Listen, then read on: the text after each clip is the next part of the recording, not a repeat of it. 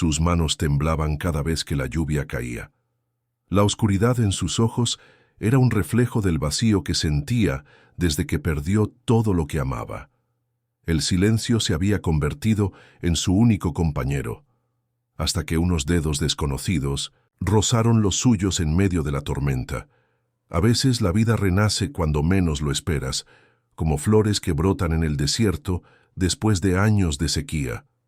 Si esta historia te tocó el corazón, regálame tu me gusta, como quien enciende una vela en la oscuridad.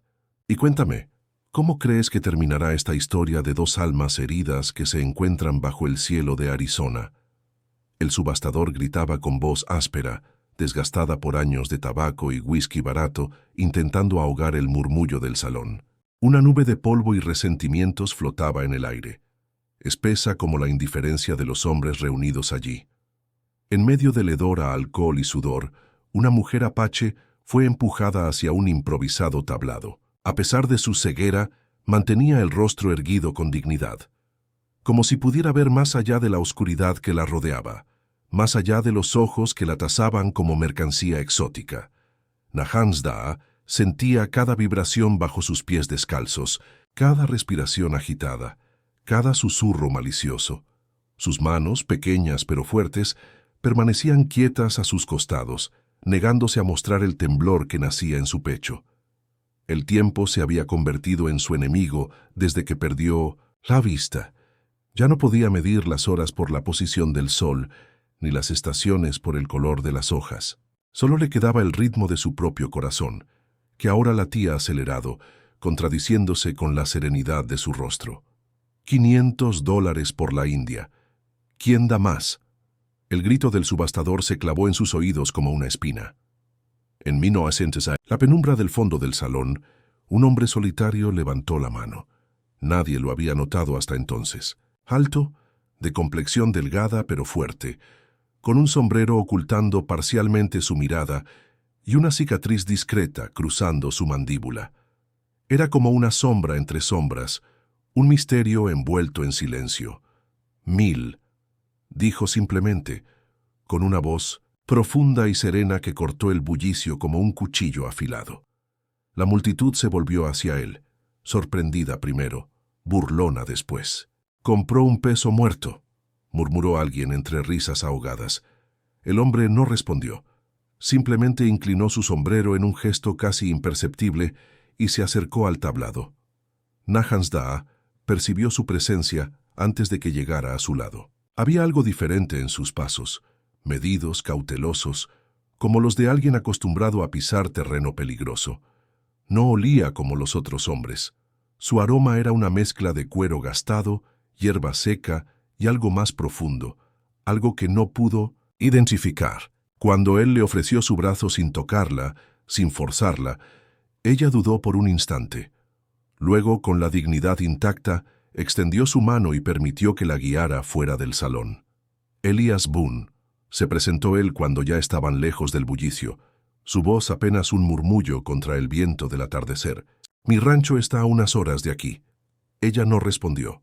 El silencio se extendió entre ambos como un río invisible, pero extrañamente no era un silencio incómodo. Era un silencio lleno de preguntas sin formular, de historias por contar. Y así, bajo el cielo del Arizona de 1875, dos almas heridas comenzaron un viaje que cambiaría sus vidas para siempre. El rancho de Elias Boone emergía del paisaje árido como una criatura solitaria y orgullosa. Una pequeña cabaña de madera desgastada por el sol y el viento, rodeada por un corral modesto, donde dos caballos pastaban en silencio. Más allá, las colinas se alzaban contra el horizonte, rojizas y antiguas, guardando secretos que nadie había descifrado. Nahansdaa percibió el cambio en el aire cuando llegaron. El polvo del camino daba paso a un aroma diferente. Tierra húmeda cerca de algún arroyo, hierbas silvestres, madera vieja. Sus dedos se tensaron ligeramente sobre el brazo de Elías, único indicio de su inquietud interior. «Llegamos», anunció, él con su característica economía de palabras, desmontando primero para luego ayudarla a bajar. La casa por dentro era tan austera como su dueño. Elías la guió con cuidado, describiendo el espacio con frases cortas y precisas. 3 pasos. A la derecha, la mesa. 5 pasos al frente, la estufa. A tu izquierda, una habitación pequeña. Será tuya. Nahansda recorrió el espacio con sus manos, memorizando cada rincón, cada textura. La madera áspera de las paredes, el metal frío de la estufa, la suavidad sorprendente de una manta sobre lo que sería su cama. Se movía con la gracia natural de quien ha aprendido a ver con todo el cuerpo, no solo con los ojos. «No soy tu dueño», dijo Elías de repente, su voz resonando en el silencio. «Te compré para liberarte». Ella giró su rostro hacia él, sus ojos nublados fijos en algún punto invisible. «¿Por qué?», preguntó finalmente, su inglés teñido, por un acento suave pero distintivo. Elías no respondió de inmediato. El silencio entre ellos se llenó con el crepitar de la leña que él acababa de encender en la estufa. «Tengo mis razones», dijo al fin. «Puedes quedarte hasta que decidas qué hacer, o puedes irte mañana mismo. La decisión es tuya». Esa noche, mientras Elías dormía en el pequeño cobertizo anexo a la cabaña, Nahansda permaneció despierta, sentada en el borde de la cama, sus dedos recorriendo una pequeña figura tallada en madera que llevaba consigo desde que tenía memoria. Un águila, símbolo de visión y libertad para su pueblo. La ironía no se le escapaba. El viento susurraba contra las ventanas, trayendo consigo el aroma del desierto. Nahansda cerró sus ojos, un gesto innecesario para alguien que vive en perpetua oscuridad, pero reconfortante de alguna manera. La noche le pertenecía más que el día. En la oscuridad, todos eran iguales. «No puedo volver», murmuró para sí misma en Apache. «Y no tengo a dónde ir». La decisión estaba tomada antes del amanecer. Se quedaría, al menos por ahora, no por gratitud, no por miedo, sino por algo más profundo que ni ella misma podía nombrar todavía, una intuición, quizás, o simplemente la certeza de que este extraño y silencioso hombre blanco y ella compartían algo fundamental. Ambos eran exiliados en su propia tierra. Los días comenzaron a hilvanarse uno tras otro, como cuentas en un collar invisible. Elías partía al amanecer para atender el rancho y regresaba con el crepúsculo, siempre trayendo consigo el aroma del sol y del trabajo duro impregnado en su ropa. Nahansda, por su parte, había transformado la pequeña cabaña en un espacio ordenado según sus propias necesidades. Contaba pasos, memorizaba la ubicación exacta de cada objeto, establecía rutinas.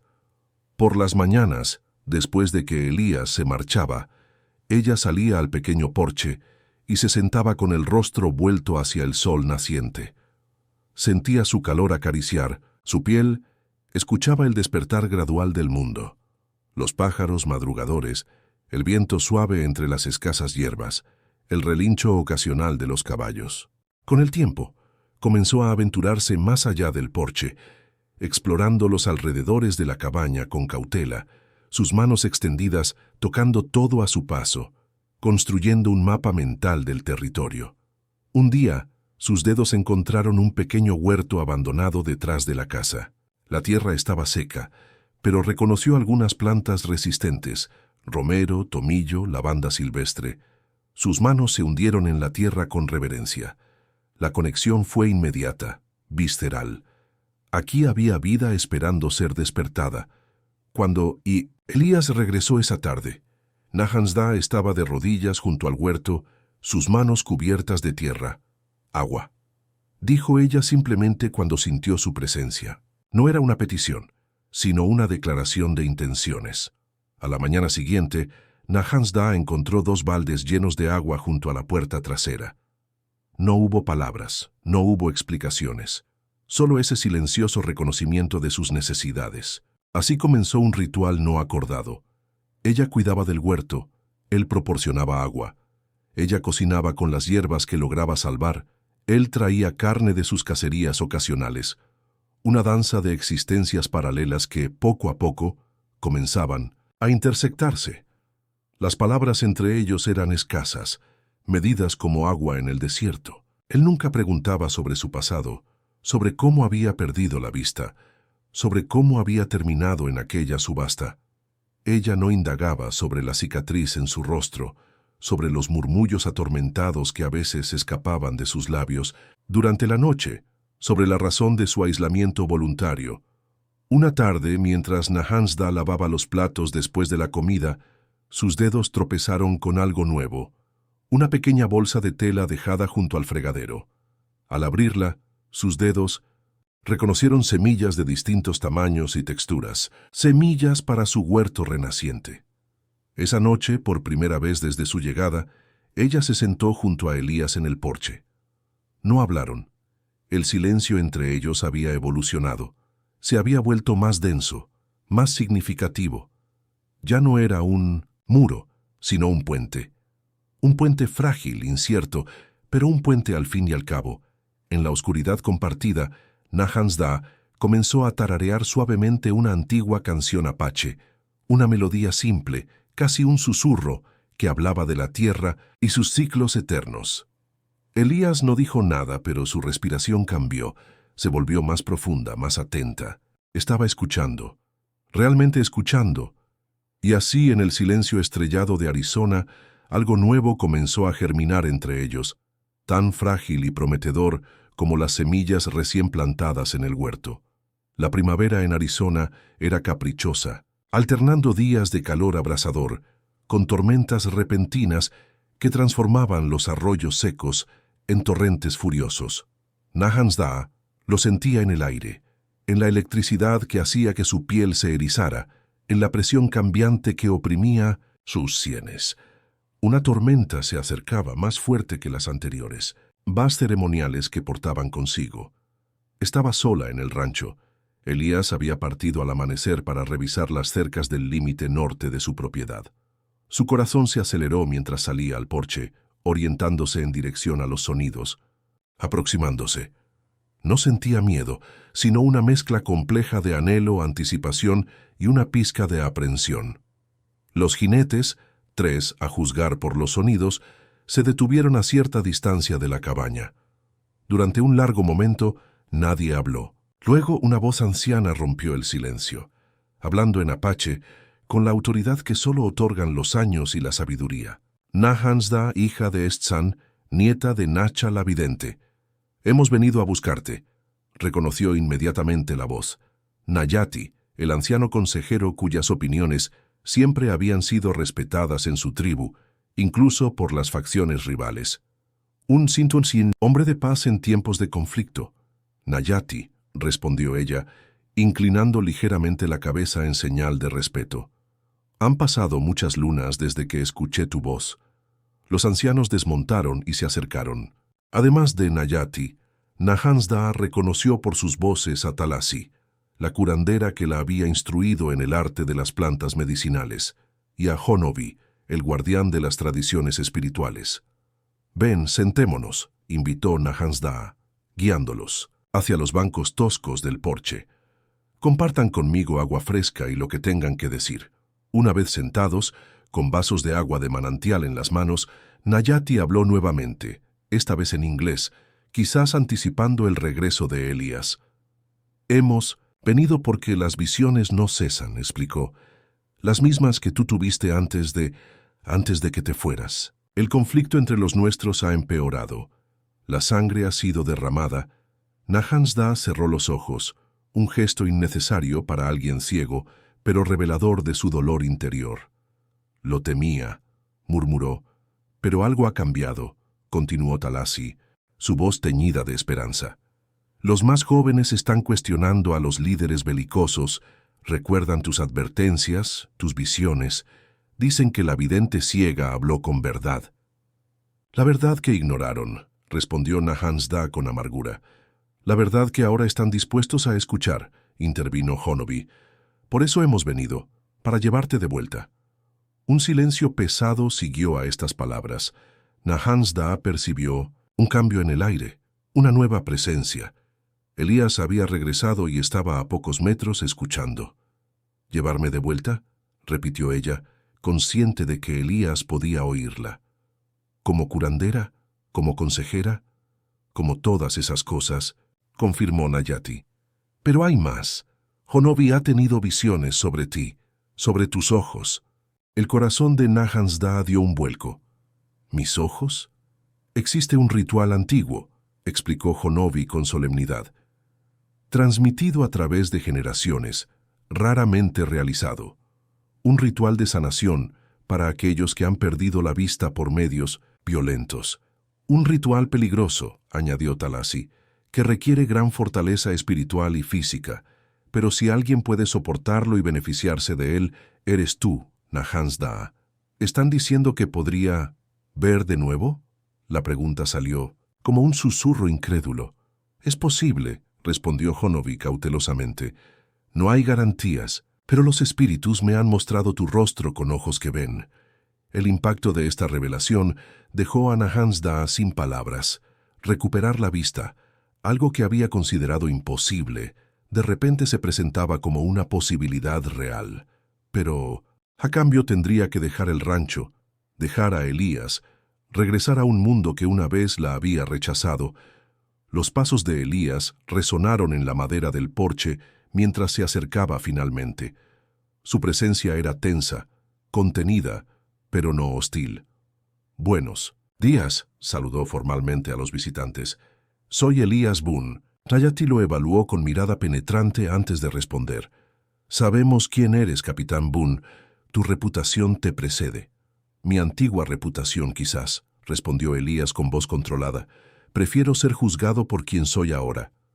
Un entendimiento silencioso pareció establecerse entre el anciano y el exmilitar. Ambos hombres habían vivido lo suficiente para reconocer el cambio genuino cuando lo veían. «Han venido a llevarme con ellos», explicó Nahansda, dirigiéndose a Elías pero permitiendo que todos escucharan. «Creen que podría recuperar la vista a través de un ritual antiguo». La tensión en el cuerpo de Elías era palpable, pero cuando habló, su voz era serena. «¿Es lo que deseas?» La pregunta quedó suspendida en el aire cargado de emociones no expresadas, de futuros posibles y caminos divergentes. Nahansda extendió su mano, buscando la de Elías, encontrándola inmediatamente como si un hilo invisible las conectara. «Necesito tiempo», dijo finalmente, dirigiéndose tanto a Elías como a los ancianos, «para pensar, para sentir cuál es el camino correcto». «El ritual debe realizarse bajo la luna llena», informó Honobi. «Tenemos 4 días para tomar una decisión que cambiaría su vida para siempre. 4 días para elegir entre la posibilidad de recuperar la vista y el hogar que había encontrado junto a Elías. 4 días para reconciliar su pasado con su presente y determinar el curso de su futuro. Pueden quedarse aquí», ofreció Elías con una hospitalidad que sorprendió incluso a Nahansda. «Hay espacio en el granero y comida suficiente». Los ancianos aceptaron con dignidad, reconociendo el gesto no solo como una oferta práctica, sino como una muestra de respeto hacia su misión y hacia Nahansda. Esa noche, mientras los visitantes descansaban en el granero acondicionado para su comodidad, Elías y Nahansda permanecieron despiertos en su habitación compartida, la luna creciente, derramando su luz plateada a través de la ventana. «No quiero perderte», confesó Elías finalmente, su voz apenas un susurro en la oscuridad. «No lo harás», respondió ella, acurrucándose más cerca de él. «Pase, lo que tenemos no se perderá». Pero ambos sabían que la decisión que se aproximaba podría cambiar todo. Y mientras el silencio de la noche los envolvía, cada uno se enfrentaba a sus propios miedos, esperanzas y anhelos secretos. Los 4 días concedidos para la decisión transcurrieron en un estado de tensión contenida. Los ancianos respetaban el espacio de Nahansda, limitándose a breves conversaciones durante las comidas compartidas. Elías, por su parte, se sumergía en el trabajo del rancho con intensidad casi febril, como si la actividad física pudiera mantener a raya los pensamientos que lo atormentaban. Nahansda pasaba largas horas sola, meditando en el pequeño claro que había descubierto, donde las flores silvestres que le recordaban a su abuela crecían abundantes. Allí, rodeada de aromas familiares y el suave murmullo del viento entre las hierbas, intentaba encontrar claridad. Por las noches, en la intimidad de la habitación compartida, ella y Elías hablaban en susurros, explorando posibilidades, compartiendo miedos, imaginando futuros. «Podrías recuperar tu lugar entre tu gente», reflexionaba Elías una noche, sus dedos entrelazados con los de ella. «Ser reconocida, respetada, usar tus dones para ayudarlos. También podría quedarme aquí», respondía ella, «y usar esos mismos dones para construir algo nuevo, contigo». Pero la posibilidad de ver de nuevo, Elías dejaba la frase en el aire, incapaz de completarla. En el tercer día, mientras Nahansda preparaba una infusión en la cocina, Nayati se le acercó silenciosamente. «Tu corazón está dividido», observó el anciano sin preámbulos. «Como lo ha estado el de muchos antes que yo», respondió ella continuando con su tarea. «El hombre blanco te ama», continuó Nayati. «Es evidente en cada mirada, cada gesto. Y tú lo amas a él». Nahansda no negó la afirmación. «El amor no siempre es suficiente para determinar un camino». «No», concedió el anciano, «pero ignorarlo es caminar ciego, incluso para aquellos que pueden ver». La ironía de sus palabras arrancó una sonrisa triste a Nahansda. «Hay algo que debes saber», añadió Nayati, bajando la voz. «Algo que no te hemos dicho. El ritual podría restaurar tu vista, sí, pero también podría matarte». Un escalofrío recorrió a Nahansda, aunque la revelación no la sorprendía completamente. Los rituales antiguos de gran poder siempre conllevaban grandes riesgos. «¿Qué probabilidades?», preguntó con voz controlada. «Imposible saberlo. Depende de tu fortaleza espiritual, de tu conexión con los ancestros, de la voluntad de los espíritus». Nahansda asintió lentamente, absorbiendo esta nueva información. «Gracias por tu honestidad, Nayati». El anciano se retiró tan silenciosamente como había llegado, dejándola sola con sus pensamientos agitados. La víspera de la luna llena, cuando el sol comenzaba su descenso hacia el horizonte, Nahansda tomó su decisión. Pidió a Elías que la acompañara al claro de las flores silvestres, su santuario personal durante estos días de reflexión. El aroma de las flores era intenso bajo el sol del atardecer, mezclándose con el de la tierra caliente y las hierbas aromáticas. Nahansda respiró profundamente, llenándose de esos olores que habían llegado a significar tanto para ella. «He decidido», anunció finalmente, su voz firme y clara. Elías permaneció en silencio, esperando, su tensión casi palpable, en el aire quieto. «Iré con ellos», continuó Nahansda. «Participaré en el ritual». Sintió cómo Elías contenía la respiración, cómo su cuerpo se tensaba aún más. Extendió su mano, encontrando la de él con la precisión que da la costumbre y el afecto. «Pero volveré», añadió con convicción. «Sea cual sea el resultado, volveré a ti, Elías. Este es mi hogar ahora. Tú eres mi hogar». La respiración de Elías escapó en un suspiro tembloroso. «¿Estás segura? El ritual podría ser peligroso». «Lo sé, Nayati me lo explicó». Apretó su mano con más fuerza. «Pero necesito intentarlo, no solo por la posibilidad de ver de nuevo, sino por cerrar ese capítulo de mi vida, por hacer las paces con mi pasa». His hands trembled every time the rain fell. The darkness in his eyes was a reflection of the emptiness he felt, since losing everything he loved. Silence had become his only companion, until unknown fingers brushed against his in the midst of the storm. Sometimes life is reborn when you least expect it, like flowers that bloom in the desert after years of drought. If this story touched your heart, gift me your like as one who lights a candle in the darkness. And tell me, how do you think this story of two wounded souls who meet under the Arizona sky will end? The auctioneer shouted in a harsh voice, worn by years of tobacco and cheap whiskey, trying to drown out the murmur of the hall. A cloud of dust and resentment floated in the air, thick as the indifference of the men gathered there. Amid the stench of alcohol and sweat, an Apache woman was pushed toward an improvised platform. Despite her blindness, she kept her head held high with dignity, as if she could see beyond the darkness that surrounded her, beyond the eyes that appraised her as exotic merchandise. Nahansdar felt every vibration beneath her bare feet, every agitated breath, every malicious whisper. Her hands, small but strong, remained still at her sides, refusing to show the trembling that was born in her chest. Time had become her enemy since she lost her sight. She could no longer measure the hours by the position of the sun, nor the seasons by the color of the leaves. She only had the rhythm of her own heart, which now beat rapidly, contradicting the serenity of her face. $500 for the Indian. Who gives more? The auctioneer's shout pierced her ears like a thorn. In the dimness at the back of the hall, a solitary man raised his hand. No one had noticed him until then. Tall, of slender but strong build, with a hat partially hiding his gaze and a discreet scar crossing his jaw. He was like a shadow among shadows, a mystery wrapped in silence. 1,000, he said simply. In. A deep and serene voice that cut through the commotion like a sharp knife. The crowd turned to him, surprised at first, mocking afterward. He bought a dead weight, someone muttered amid stifled laughter. The man did not respond. He simply tilted his hat in an almost imperceptible gesture and approached the platform. Nahansdar perceived his presence before he reached her side. There was something different about his steps, measured, cautious, like someone accustomed to treading dangerous ground. He didn't smell like the other men.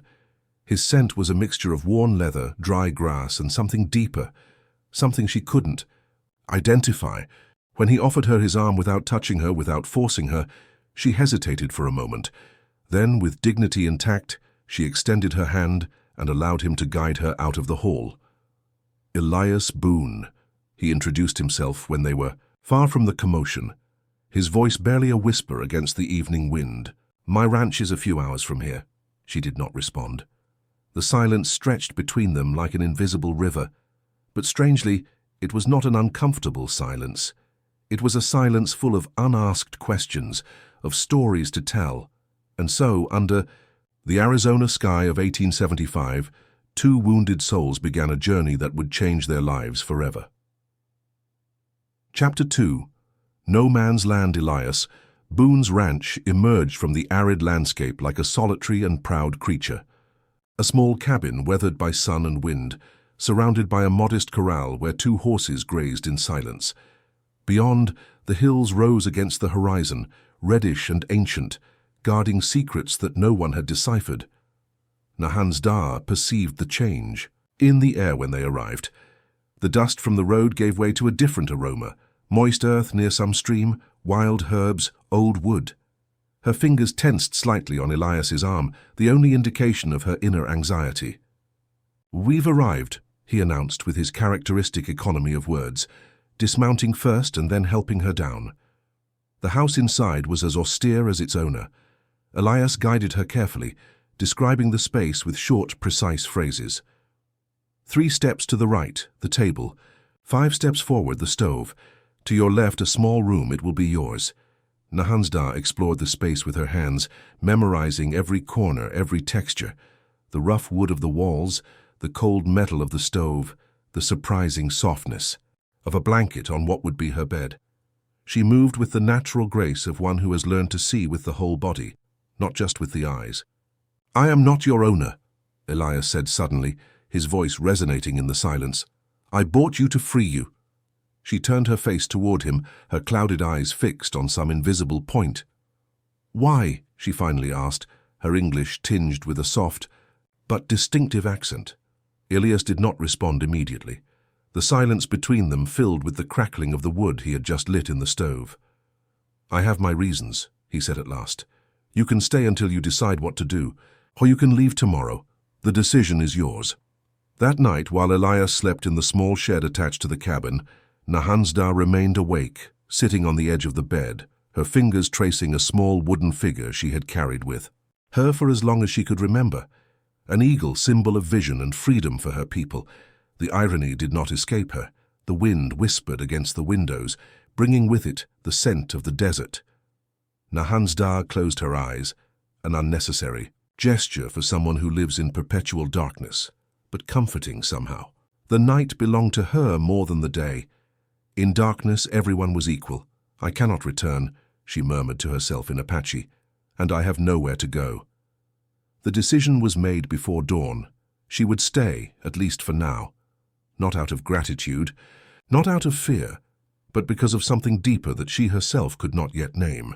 An intuition, perhaps, or simply the certainty that this strange and silent white man and she shared something fundamental. Both were exiles in their own land. Chapter 3. Daily rhythms. The days began to string together one after another, like beads on an invisible necklace. Elias would leave at dawn to tend to the ranch and return with dusk, always bringing with him the scent of sun and hard work impregnated in his clothes. Nahansda, for her part, had transformed the small cabin into a space ordered according to her own needs. She counted steps, memorized the exact location of each object, established routines. In the mornings after Elias left, she would go out to the small porch and sit with her face turned toward the rising sun. She felt its warmth caress her skin, heard the gradual awakening of the world, the early birds, the gentle wind among the sparse grasses, the occasional whinny of horses. Over time she began to venture beyond the porch, exploring the surroundings of the cabin with caution, her hands extended, touching everything in her path, building a mental map of the territory. One day her fingers found a small abandoned garden behind the house. The soil was dry, but she recognized some resistant plants: rosemary, thyme, wild lavender. Her hands sank into the earth with reverence. The connection was immediate, visceral. Here was life, waiting to be awakened. When Elias returned that evening, Nahansda was on her knees beside the garden, her hands covered in soil. "Water," she said simply when she felt his presence. It wasn't a request, but a statement of intentions. The next morning, Nahansda found 2 buckets full of water by the back door. There were no words, no explanations, just that silent acknowledgement of her needs. Thus began an unspoken ritual. She cared for the garden, he provided water. She cooked with the herbs she managed to save. He brought meat from his occasional hunts. A dance of parallel existences that, little by little, began to intersect. The words between them were scarce, measured like water in the desert. He never asked about her past, about how she had lost her sight, about how she had ended up in that auction.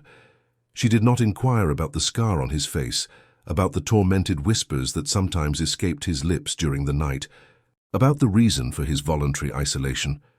One afternoon, while Nahansda washed the dishes after a meal, her fingers stumbled upon something new, a small cloth bag left next to the sink. Upon opening it, her fingers recognized seeds of different sizes and textures, seeds for her renascent garden. That night, for the first time since her arrival, she sat with Elias on the porch. They did not speak. The silence between them had evolved, had become denser, more meaningful. It was no longer a wall but a bridge, a fragile, uncertain bridge, but a bridge nonetheless. In the shared darkness, Nahansda began to hum softly an ancient Apache song, a simple melody, almost a whisper, that spoke of the earth and its eternal cycles. Elias said nothing, but his breathing changed, became deeper, more attentive. He was listening, really listening, and so in the starlit silence of Arizona, something new began to germinate between them, as fragile and promising as the seeds newly planted in the garden. Chapter 4. The storm spring in Arizona was capricious. Alternating days of scorching heat with sudden storms that transformed dry streams into furious torrents. Nahansda felt it in the air, in the electricity that made her skin prickle, in the changing pressure that squeezed her temples. A storm was approaching, stronger than the previous ones.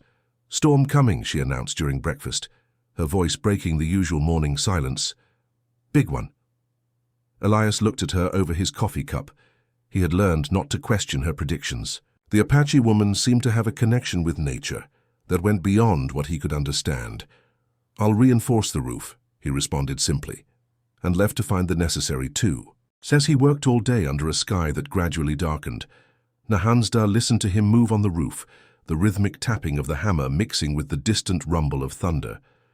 Meanwhile, she dedicated herself to securing the garden, covering the most vulnerable plants, shoring up the stakes that supported the young tomatoes. The wind began to rise as the sun set, bringing with it the unmistakable aroma of imminent rain. Nahansda lifted her face, allowing the first drops to caress her skin. There was something liberating in the storm, something primitive and powerful that resonated with her own spirit. "Come inside." Elias's voice startled her. He was closer than she had thought. "It's going to get ugly." They had barely closed the door when the storm unleashed all its fury. The rain beat against the windows like invisible fists. The wind howled around the cabin, and the thunder shook the wooden walls. Nahansda stayed close to the stove, where Elias had stoked the fire. The heat contrasted with the fury of the elements, unleashed outside. A terrible creaking followed by a crash indicated that part of the roof of the shed where Elias slept had given way.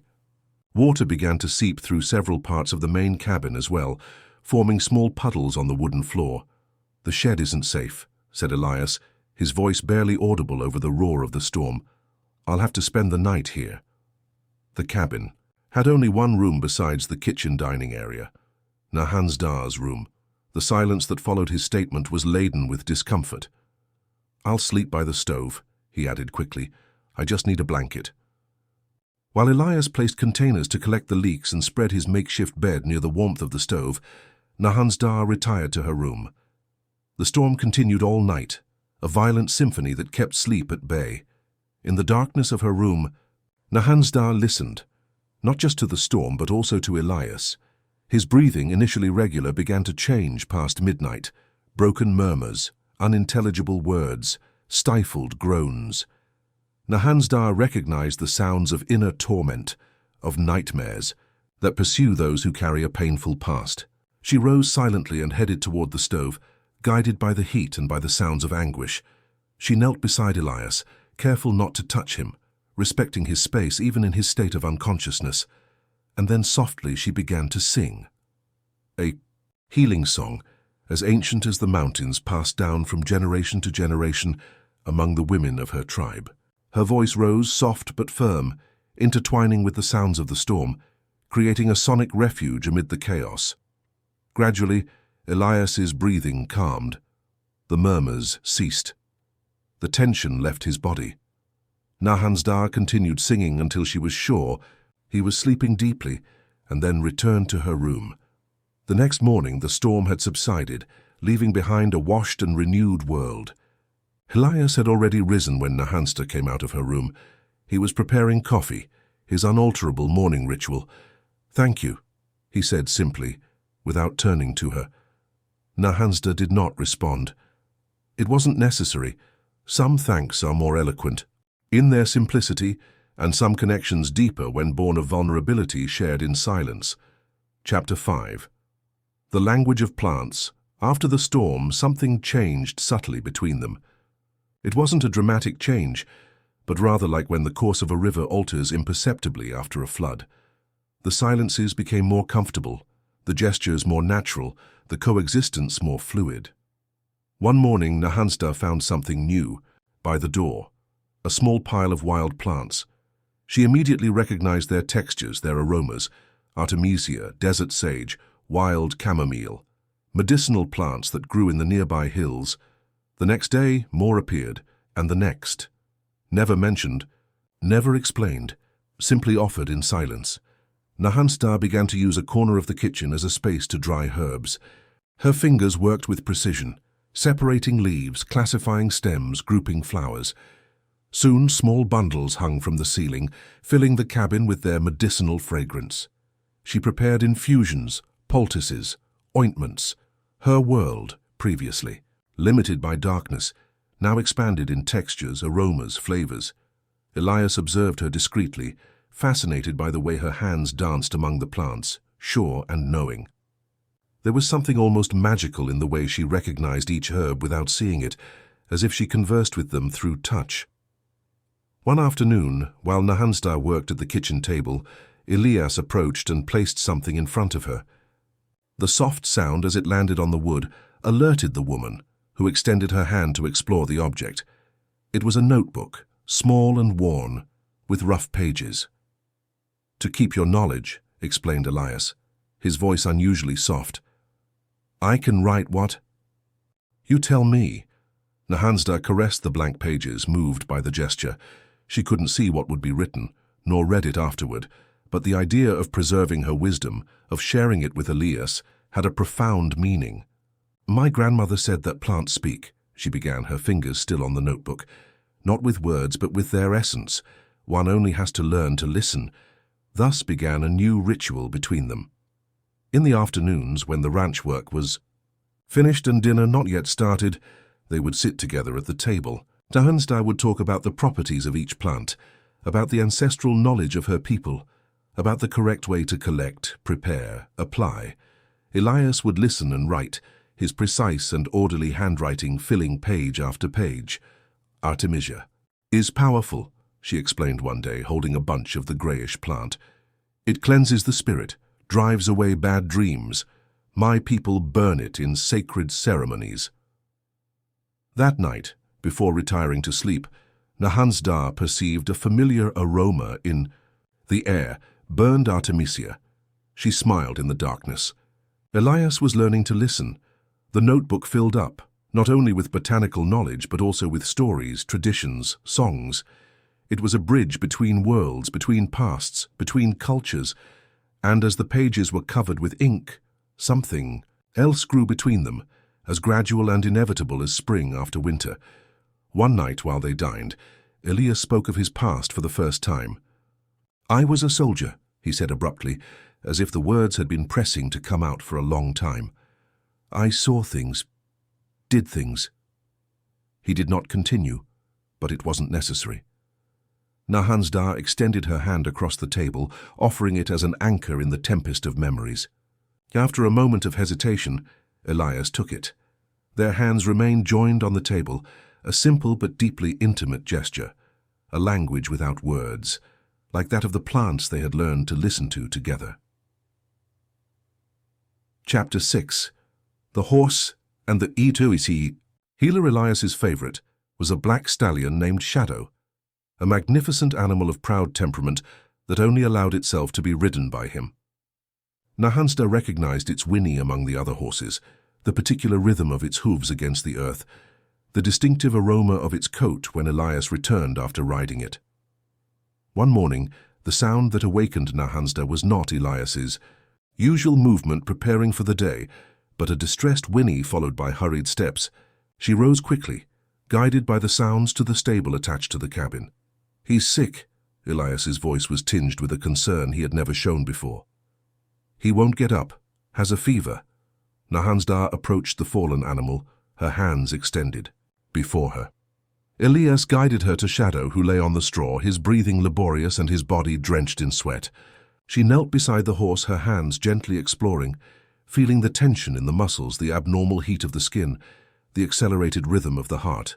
"Poison," she finally diagnosed. "Ate something bad. Poisonous plant. Perhaps snake. Bit." Elias's silent desperation was palpable, like an electric current in the still air. For a man who had built walls around his emotions, this animal clearly represented more than a simple possession or work tool. It was a companion, perhaps the only one he had had for a long time. "Can you help him?" The question sounded almost like a plea. Without answering, Nahansda headed to the cabin and began to work frantically. Her hands flew among the dried herbs, hanging from the ceiling, selecting, discarding, combining. She prepared an infusion with boiling water, then adding a thick paste made from crushed roots. Back in the stable, she knelt again beside the sick animal. With determined but gentle movements, she opened the horse's mouth and introduced the infusion, making sure it swallowed. Then she applied the paste on the animal's belly, massaging in circles while singing softly. "Now we wait," she said, sitting. On the straw next to the horse, Elias sat across from her on the other side of Shadow, and so they remained in a silent vigil that extended for hours. The sun rose in the sky, reached its zenith, and began its descent, and they were still there, immobile sentinels beside the sick animal. From time to time, Nahansda moistened a cloth in cool water and passed it over the neck and face of the horse, always singing softly, ancient words in Apache that sounded like a prayer. When the sun began to set, Shadow stirred. A shudder ran through his body, followed by an attempt to get up. Elias moved quickly to help the animal, supporting it as it struggled to stand. After several attempts, the horse managed to get up, wobbly but alive. "He will recover," said Nahasda, a soft smile illuminating her face. "He needs rest and more medicine tomorrow, but danger passed." The tension left Elias's body like a receding wave. He approached Nahasda and, in a completely unexpected gesture, took her hands in his. "Thank you," he said, his voice broken by contained emotion. "Thank you." It was the first time Elias had expressed gratitude in such an open, vulnerable way. Nahasda felt the warmth of his hands, rough from work, but surprisingly gentle in that moment. A warmth that seemed to extend beyond physical contact, reaching something deep inside her. That night, as they dined together as always, the silence between them had acquired a new quality. It was no longer the silence of two strangers forced to share a space, nor even the comfortable silence of habit. It was the silence of a deeper connection, of a mutual understanding that transcended words. Before retiring to sleep, Elias spoke again, his voice barely a whisper in the stillness of the night. "When I was a child, my father taught me that showing concern was weakness, that men should not become attached to working animals." He paused, as if searching for the right words. "Today I understood that he was wrong." Nahasda nodded in the darkness, understanding not only what Elias said, but also what he did not say. Sometimes the most important lessons come wrapped in the language of silence. Chapter 7. Secrets. Of water summer arrived with its relentless heat, transforming the landscape into a living furnace. The nearby streams began to dry up, plants withered under the merciless sun, and dust rose with each step, each breath. Concern grew at the ranch. Without enough water, crops would be lost, animals would suffer. Elias spent long hours studying the sky, looking for signs of rain in clouds that refused to form. One morning, as they breakfasted in silence, Nahasda spoke. "I know a place," she said simply. "Water that doesn't dry up." Elias looked at her, intrigued. "Where?" "Far, in mountains." She made a vague gesture toward the east. "Sacred place for my people. Hidden spring." The idea of such a journey, with a blind woman through difficult terrain, seemed reckless, but the alternative was to wait for rain that might not come in time. The decision was made in silence, with a simple nod. They departed. At dawn the following day, Nahasda mounted with Elias on Shadow, now fully recovered. She clung to his waist, her body swaying to the rhythm of the horse. It was strange for both, this sustained physical contact, this proximity forced by circumstances. But as they advanced, the initial discomfort gave way to a kind of silent attunement, their bodies learning to move together on the animal.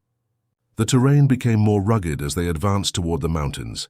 Nahasda directed with brief but precise instructions. Left at Big Rock, right where it smells of juniper. Straight until you feel canyon wind. Elias followed her instructions, without questioning, impressed by the way she navigated an invisible world with such certainty. Her senses, sharpened by blindness, captured signals that he didn't even notice. Subtle changes in the scent of the air, variations in temperature, the particular echo of the horse's hooves against different types of ground.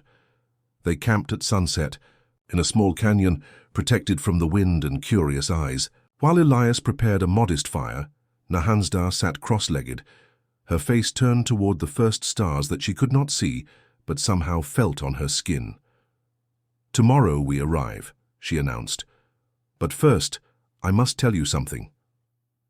In the flickering light of the fire, she began to narrate her story. How she had been born with the gift of vision, not just physical but spiritual, the ability to see beyond the apparent.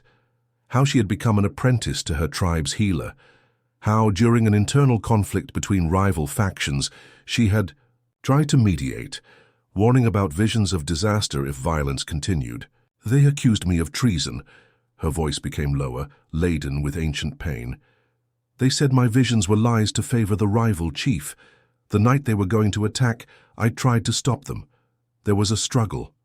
Her hands rose unconsciously, toward her eyes, a gesture that spoke of memories too painful to be expressed in words. They beat me. When I woke up, everything was darkness." She paused, breathing deeply.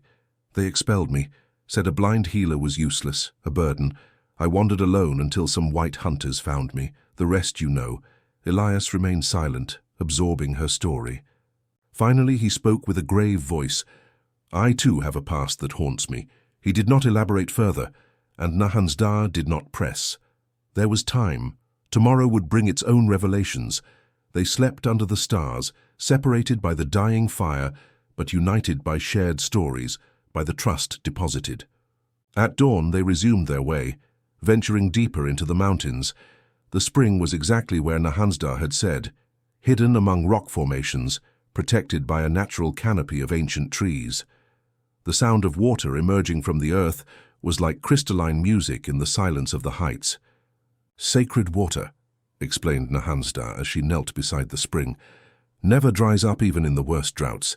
My people come here in desperate times." Elias observed with reverence the natural miracle. Clear, fresh water springing in the middle of a parched landscape. Even more impressive was the woman kneeling beside the water, her serene face reflected in the crystalline surface. "Thank you for sharing this with me," he said simply. Nahansda smiled, a rare gesture on her usually serious face. Water is life. It belongs to no one, but connects everyone. They filled all the containers they had brought and rested beside the spring before starting the return journey. In that timeless place between sky and earth, something invisible but powerful flowed between them, as pure and essential as the water they had come to seek. Chapter 8. Echoes of the Past. The return from the spring marked a before and after in their relationship. The trust deposited, the shared journey, the exchanged stories had created a bond that neither of them could, or wanted to, ignore. Life at the ranch acquired new nuances, new rhythms. They were no longer two people coexisting in the same space, but two souls recognizing each other in their shared solitude. One morning, Elias announced that he had to go to town for supplies. It was the first time he had moved away from the ranch since Nahansda had arrived. "I'll be back before nightfall," he promised, with a note of concern in his voice that did not go unnoticed by her. "I'll be fine," assured Nahansda with a soft smile. "The house and I will take care of each other." When Elias left, the silence that remained after him was different from the silence to which Nahansda was accustomed. It was an expectant silence, as if the house itself were holding its breath. She took advantage of the solitude to explore with greater freedom. Her hands traveled over shelves, drawers, corners that until then she had respected as part of Elias's private space. In an old trunk under Elias's bed, her fingers found something unexpected. Papers, many papers. Documents with official textures, embossed seals that her sensitive fingers could discern. She could not read them, of course, but the formality of the materials suggested importance. Among the papers, something else. A metallic object, cold and with a distinctive shape. A military badge. Her fingers explored it carefully, recognizing the embossed eagle, the precise edges, the significant weight. She left everything exactly as she had found it, but the unease persisted within her. What secrets did Elias keep? What part of his past remained hidden in those documents that she could not read? When Elias returned at dusk, Nahansda immediately perceived the tension in his movements, in his slightly altered breathing. "What's happening?" she asked directly. Elias dropped the provisions heavily on the table. "The town is changing, new settlers, new ideas, questions about lands, about boundaries." He stopped, as if carefully measuring his next words. "They asked about you." The unease grew in Nahansda's chest. "Who?" "Men from the territorial office. They want to know why an Apache woman lives here. If you have official permission to be outside the reservation." The silence that followed was laden with implications. Reservations were little more than open-air prisons for her people, places where traditions died slowly, where dignity eroded day by day. "What did you answer?" Her voice was barely a whisper. "That you are my wife." The word hung between them, heavy with meaning. It wasn't true, both knew, but they also understood the protection that Lai offered. As a woman married to a white man, Nahansda fell under the jurisdiction of her husband, not the territorial authorities. "Thank you," she said simply, but the word contained much more than gratitude. It was recognition, appreciation for a protection that went beyond duty or responsibility. That night, as they dined, Elias spoke again, his voice low and controlled, but with an undertone of urgency. "There are things from my past that you don't know," he began. "Things that could change your opinion of me." Nahansdar remained silent, giving him space to continue at his own pace. "I was a captain in the army. I participated in campaigns against your people." The words came with difficulty, as if painfully extracted from some deep place. "I am not proud of what I did, of what I saw. That's why I left the army. That's why I came here, far from everything." The revelation floated between them like smoke, impossible to ignore, impossible to completely dissipate. Nahansdar felt how the pieces fit together. The documents in the trunk, the badge, the nighttime nightmares. "Is that why you bought me? Out of guilt?" The question was direct, without accusation but without concessions. "At first, perhaps," admitted Elias after a pause. "But now it's different." He did not elaborate further, and it wasn't necessary. Both knew that what had begun as an act of redemption had transformed into something much more complex, deep. Nahansdar extended her hand across the table, a deliberate gesture of connection. After a moment, she felt Elias's fingers intertwine with hers, tentative at first, then with firmness. "The past is like the wind," she said softly. "We cannot stop it or change it. We can only decide how we move through it." In the silence that followed, their hands remained joined, a fragile but real bridge over the abyss of their separate pasts. Chapter 9. The Town. Fair autumn brought with it cooler airs and the traditional county fair, an annual event that gathered settlers, ranchers, and merchants from the surroundings. Elias initially didn't plan to attend, as was his custom, but Nahansdar expressed interest in accompanying him. They needed seeds for the next season, and she wanted medicinal herbs that didn't grow near the ranch. "It won't be easy," warned Elias, concerned about how she would be received in town. "People talk, judge." "I know," she responded calmly, "but we cannot live always hidden." They departed early, Nahansdar dressed in a simple dress that Elias had bought for her months ago, but that she had never worn until then. Her black hair, usually braided, fell loose over her shoulders, framing her face of delicate but firm features. They rode together on Shadow, an image that would surely generate comments in town. The bustle of the fair enveloped them as soon as they arrived. Music, conversations, laughter, the aroma of food and the whinny of horses created a cacophony that momentarily overwhelmed Nahansdar. Her senses, accustomed to the quietness of the ranch, were overloaded with stimuli. Instinctively, her hand sought Elias's arm, clinging to him like an anchor amid the sensory tempest. Elias guided her carefully among the stalls, describing in a low voice what he saw, alerting her about obstacles, negotiating with vendors. Some looked at them with curiosity, others with evident disapproval. Murmurings followed them like a shadow. "The blind Indian and the hermit," Nahansdar heard someone comment as they passed. "They say he bought her at an auction. They say he was in the Indian Wars," responded another voice. "That he has hands stained with blood." Elias tensed beside her, but continued walking, head high, deliberately ignoring the comments. Nahansdar gently squeezed his arm, a silent gesture of solidarity. At the seed stall, the vendor initially refused to serve them. "I don't sell to Indians," he declared with barely disguised disdain. The temperature seemed to drop several degrees. When Elias spoke, his voice controlled but charged with an authority that revealed the military officer he once had been. "These seeds are for my ranch and my wife will select them," he said, emphasizing the word wife in a way that admitted no reply. "Or we can take our business elsewhere, and I'll make sure everyone knows why." The vendor yielded, muttering an unconvincing apology. Nahansdar ran her sensitive fingers over the different varieties of seeds, carefully selecting by texture, size, and aroma. Her knowledge was evident even to the skeptics who observed the scene. As they headed to the next stall, a female voice, sweet but with an undertone of artificiality, called to Elias. "Captain Boone, What a surprise to see you at the fair. It was Catherine Blackwood, the local banker's daughter, a beautiful young woman aware of her social position. Her interest in Elias was known in town, although he had never shown reciprocity. "Miss Blackwood," responded Elias with distant politeness, "my father is offering a small reception this afternoon for the respectable property owners of the county," she continued, deliberately ignoring Nahansdar. "We would be delighted to have your presence." "I appreciate the invitation, but my wife, and I must return to the ranch before nightfall," responded Elias firmly. Catherine could barely disguise her surprise and disgust. Her gaze traveled over Nahansdar from top to bottom, evaluating her with cold curiosity. "I didn't know you had married, Captain," she finally said. "There would be surprising news."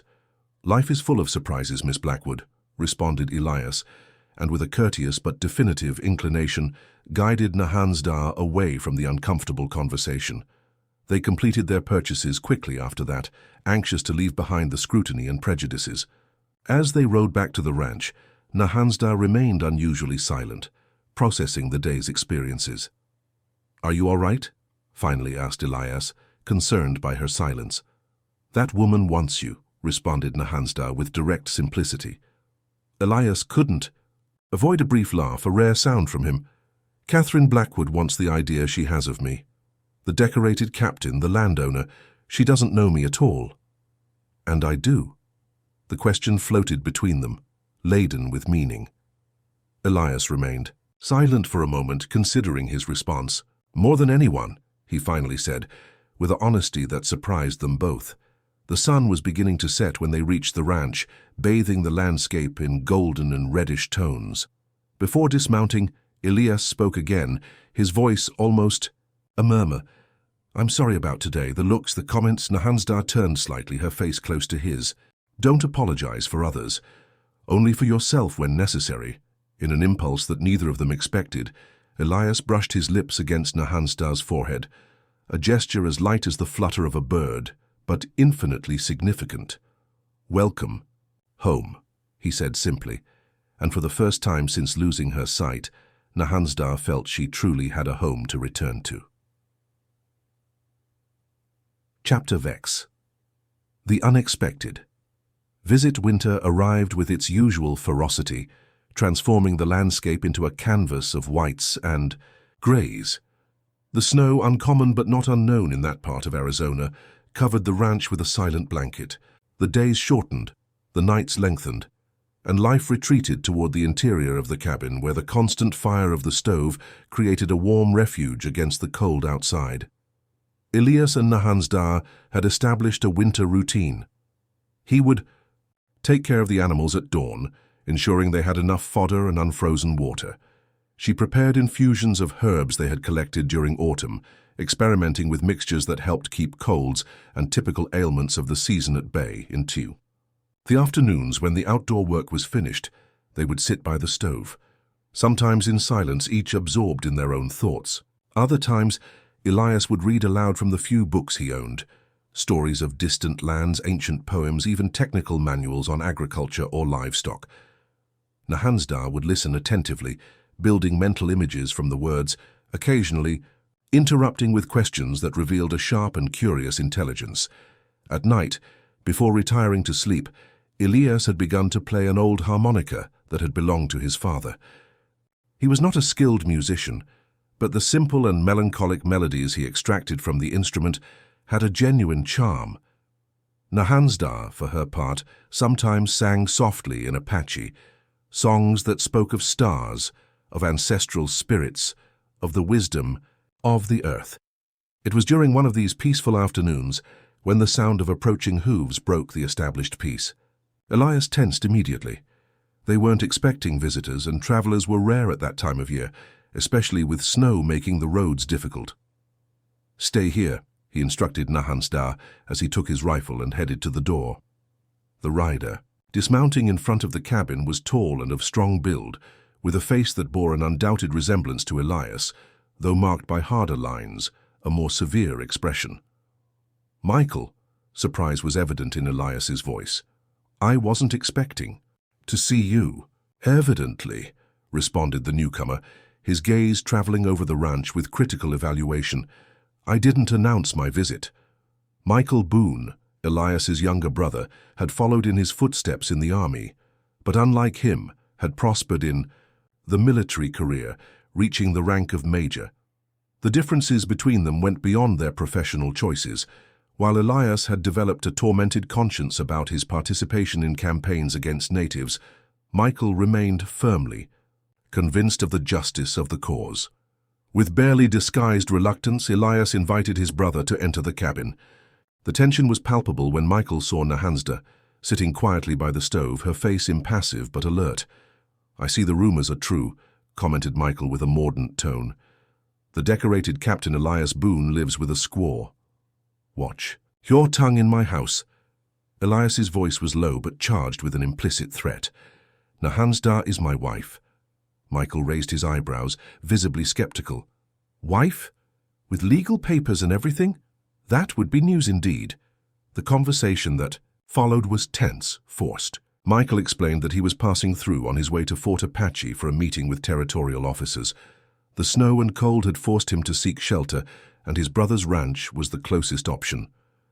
"It will only be one night," he assured, although the prospect didn't seem to gladden any of those present. During dinner, prepared by Nahasda with her usual care, Michael did not cease in his condescending comments and barely veiled provocations. "I must admit she cooks well for being—" He left the phrase in the air, his intention clear. Nahasda remained serene, as if the words didn't reach her, but Elias could perceive the tension in her shoulders, in the way her fingers gripped, her spoon slightly harder. That night, a snowstorm unleashed with unexpected fury, trapping the three in the cabin. Michael had to accept his brother's hospitality for longer than planned. The forced cohabitation was uncomfortable, charged with hostile silences and superficial conversations. On the third day, Michael awoke with high fever and delirium. The cold, combined with the exhaustion of travel, had undermined his defenses. Elias, concerned despite disagreements, didn't know how to proceed. The snow blocked the roads to town, making it impossible to seek medical help. It was Nahasda who took control of the situation. Without hesitation, she began preparing herbal poultices, medicinal infusions, compresses to lower the fever. She worked with absolute concentration, her hands moving with precision among her supplies. Selecting, mixing, applying. For 3 days and 3 nights, she cared for Elias's brother with the same dedication she had shown when Shadow fell ill. Not out of affection for the man, certainly, but out of respect for life itself, out of fidelity to her vocation as a healer, and perhaps, though she would not admit it, out of love for Elias. When the fever finally subsided and Michael regained lucidity, something had changed in his gaze. He observed Nahasda with a mixture of confusion and reluctant respect. "So who saved my life?" he said simply one morning, as she changed the dried herbs she had placed around his bed to purify the air. "I did what any person would do," she responded, without interrupting her task. "No, not anyone." Michael paused, as if the next words cost him a physical effort. "Thank you." When the roads finally cleared, and Michael could continue his journey, the farewell was different from what anyone would have expected days before. There was a mutual respect, though fragile, a tacit understanding that something fundamental had changed. "Take care of my brother," he said to Nahasda before leaving, in a tone that was not an order but almost a plea. "He is a good man, better than I will ever be." She nodded, her face serene under the winter light. "I know." As they watched Michael leave, Elias took Nahasda's hand in his. No words were needed to express what both felt, that sometimes the most important bridges are built in silence, through actions that speak louder than any declaration. Chapter 5. The gift, with the arrival of spring, the ranch awakened from its winter lethargy. Green shoots began to appear in the garden that Nahasda tended with such care. Animals regained energy, and the air filled again with bird songs and the aromas of wildflowers. One morning, Elias announced that he had to be absent for a couple of days. He had matters to attend to in town and might have to extend his trip to the nearest city. Nahanstar perceived certain unusual nervousness in his voice, a kind of contained excitement that aroused her curiosity. But she didn't ask. They had learned to respect personal spaces, the small secrets that each kept. "I'll return as soon as possible," he promised, and sealed the promise with a soft kiss on Nahanstar's forehead, a gesture that had become habitual between them, a way to communicate affection without words. During Elias's absence, Nahanstar dedicated herself to her usual tasks, finding comfort in routine. She cared for the garden, fed the animals, prepared new mixtures of medicinal herbs. But she also dedicated time to exploring the surroundings of the ranch with greater freedom, expanding her mental map of the territory. In these explorations, she discovered a small clearing not far from the cabin, where a particular type of wildflower grew whose aroma she immediately recognized. The flower her grandmother used to prepare a special infusion for ceremonial occasions. The finding filled her with nostalgic joy. When Elias returned, Nahanstar immediately perceived his presence, even before he dismounted. There was something different in his energy, in the way he moved, in his slightly agitated breathing. "I have something for you," he announced as soon as he entered the cabin. He guided Nahanstar to the table and placed in her hands an object that she took a moment to recognize. It was small, rectangular in shape, with a mechanism on one side and a smooth surface on the other. "It's a music box," explained Elias, his voice tinged with expectation. "Made of silver. I had it specially made for you." With curious fingers, Nahanstar explored the object, discovering intricate engravings on the surface, patterns she recognized as similar to the traditional designs of her people. "Turn the key," Elias gently indicated. When she did, a melody began to sound, delicate and crystalline. Nahanstar held her breath. It wasn't a European or American melody, as one might expect from a conventional music box. It was an adaptation of an Apache chant, the same one she used to hum at night, the one she had sung to calm Elias's nightmares that stormy night. "How?" The question hung in the air, drowned by emotion. "I found a craftsman in the city, a man who had spent time among your people years ago. I hummed the melody to him as I remembered it, and he adapted it to the mechanism." He paused as if searching for the right words. "I wanted you to have something that was completely yours, something that connected your past with our present. Our present." The words resonated in Nahanstar like the melody of the box itself. It was the first time Elias had referred to them as a unit, as something shared and permanent. Tears, unexpected and warm, began to slide down Nahanstar's cheeks. They weren't tears of sadness, but of a more complex feeling, gratitude, emotion, and something deeper that she didn't yet dare to name. "It's the most beautiful gift I've ever received," she finally said, her voice barely a whisper. Elias approached and, with infinite tenderness, dried her tears with his thumb. "You have given me much more," he responded, his deep voice laden with emotion. "You have given me a home, not this place, but here." He took Nahanstar's hand and placed it over his own heart. The moment was suspended in time, precious in its fragility. Then naturally, as if it were the logical continuation of that instant, their lips met in a soft, tentative kiss, a question and an answer simultaneously. When they separated, both remained silent, foreheads united, sharing the same air, the same certainty that something fundamental had changed between them. That night, for the first time, Nahanstar did not sleep in her room, nor Elias in his. They shared the bed, not moved by unbridled passion, but by the simple and deep desire to be close, to feel each other's presence, to wake up next to the person who had transformed their solitude into companionship. Under the blankets, with Elias's measured breathing as background, Nahanstar caressed the music box, memorizing every detail with the tips of her fingers. The object was more than a simple gift. It was a symbol, a promise, a bridge between worlds that once seemed irreconcilable. "Thank you," she whispered in the darkness, not only to Elias but also to the ancestral spirits who, according to her people's belief, guided the paths of mortals through unexpected trails. The music box became her amulet, her tangible connection to a happiness she never thought possible after losing her sight. Each night before sleeping, she would play the melody, allowing the crystalline notes to lull her dreams and keep the ghosts of the past at bay. And so, in the simplicity of that daily gesture, she found a peace that transcended words, a shared language that only Elias and she could fully understand. Chapter 2. Visitors from the past summer was at its peak when the unexpected visitors arrived. Nahansda felt them approach long before they were visible. The particular rhythm of their horses' hooves, the cadence of their voices speaking in Apache, the distinctive aroma of ceremonial herbs they carried with them. She was alone at the ranch. Elias had departed at dawn to check the fences on the northern boundary of his property. Her heart accelerated as she went out to the porch, orienting herself in the direction of the approaching sounds. She didn't feel fear, but a complex mixture of longing, anticipation, and a pinch of apprehension. The riders, 3 judging by the sounds, stopped at a certain distance from the cabin. For a long moment, no one spoke. Then an elderly voice broke the silence, speaking in Apache with the authority that only years and wisdom bestow.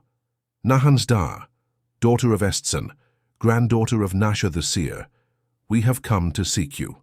She immediately recognized the voice. Nayati, the elder counselor whose opinions had always been respected in her tribe, even by rival factions. A man of peace in times of conflict. Nayati, she responded, inclining her head slightly in sign of respect. Many moons have passed since I heard your voice. The elders dismounted and approached. Besides Nayati, Nahansda recognized by their voices Talasi, the healer who had instructed her in the art of medicinal plants, and Honovi, the guardian of spiritual traditions. Come, let us sit, invited Nahansda, guiding them to the rough benches on the porch.